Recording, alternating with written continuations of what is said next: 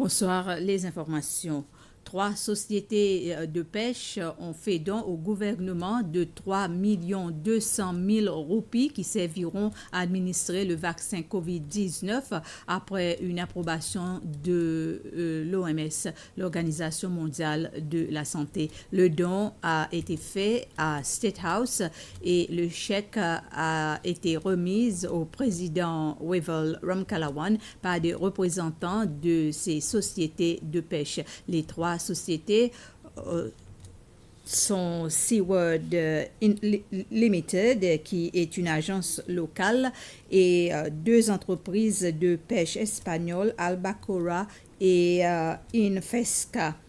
Les bateaux de 2 sociétés espagnoles pêchent le thon dans les eaux des Seychelles depuis plus de 30 ans. L'Office de l'énergie a annoncé une augmentation de 30 sous dans le tarif de l'électricité pour le premier trimestre de 2021. Cette augmentation entre en vigueur demain, le 1er janvier. Le président de la République, Wavel Ramkalawan, a rencontré ce matin le commissaire de police, Kishnan Labonté, à State House. Leur discussion en cette réveillon du Nouvel An ont porté sur les restrictions mises en place pour aider à lutter contre COVID-19. Le commissaire Labonté était accompagné à State House par les 2 commissaires adjoints de police, Ted Barbé et Romano Songor. Dans une interview accordée à la SBC juste après la réunion, l'un des commissaires adjoints de police, Romano Songor, a déclaré que la police utilisera toutes ses unités pour s'assurer que les célébrations du Nouvel An se déroulent de manière pacifique. Dans son premier message du Nouvel An, en tant qu'évêque du diocèse de Port-Victoria, Monseigneur Alain Harel a souhaité à tous les fidèles une bonne et heureuse année. L'évêque Harel a décrit l'année 2020 comme une année spéciale sur la scène politique au cours de laquelle il y a eu un changement aux Seychelles. L'évêque Harel dit que c'était un grand moment pour la démocratie. Il a cependant déclaré que 2020 avait également été une année difficile car COVID-19 avait causé beaucoup de blessures dans le monde.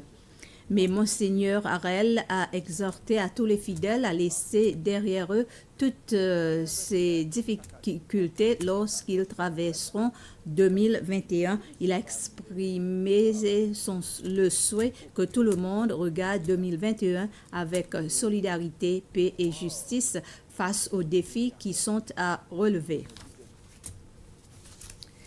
Et dans son message de Nouvel An, l'archevêque James Rong de l'Église anglicane appelle à la réconciliation et à l'unité nationale en 2021. Il dit que la pandémie de COVID-19 est un appel au réveil pour plus de solidarité dans le pays en vue des défis économiques auxquels nous sommes confrontés. Il exhorte donc les gens à limiter leurs dépenses et à être plus disciplinaires financièrement. L'archevêque Rong, qui est également membre de la commission Vérité, Réconciliation et Unité nationale, a évoqué les divisions politiques du passé et la nécessité de connaître la vérité. Il invite donc les auteurs d'actes du passé à se manifester et à demander pardon aux membres de la famille de leurs victimes. Il dit qu'il est important que la famille des victimes apprenne également à pardonner aux responsables de leur douleur. Il pense que c'est le seul moyen de parvenir à une véritable réconciliation afin que le pays prospère. L'Union démocratique seychellois, LDS, a également envoyé un message de Nouvel An au peuple seychellois. Dans le message, le parti politique a déclaré qu'il était reconnaissant que les gens sont unis et forts en tant que nation face aux difficultés qu'ils avaient rencontrées. LDS dit que bien que la fin de l'année soit restée assombrie par l'urgence sanitaire, les gens peuvent célébrer ce qu'ils ont accompli dans leurs objectifs personnels pour leur famille et pour le pays. Le LDS a remercié tous les gens pour le travail qu'ils avaient accompli, mais surtout pour les professionnels de la santé et ceux de l'industrie du tourisme qui continuent d'être en première ligne de l'exposition aux risques. Dans son message pour la nouvelle année, le parti One Seychelles dit que l'année de la pandémie de COVID-19 2020 est sur le point de se terminer. L'histoire fera référence aux terribles décennies et même siècle de 2020 après notre départ. Ces effets néfastes, dévastateurs et profonds sur nos modes de vie et sur l'économie mondiale seront au centre des réflexions et analyses que les historiens mettront en évidence compte tenu de l'ampleur des conséquences.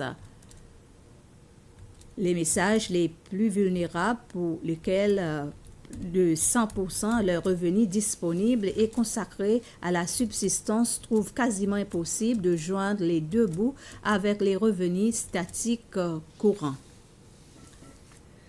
Et c'est ainsi que s'achève ce résumé d'informations. Merci de votre attention et bonsoir.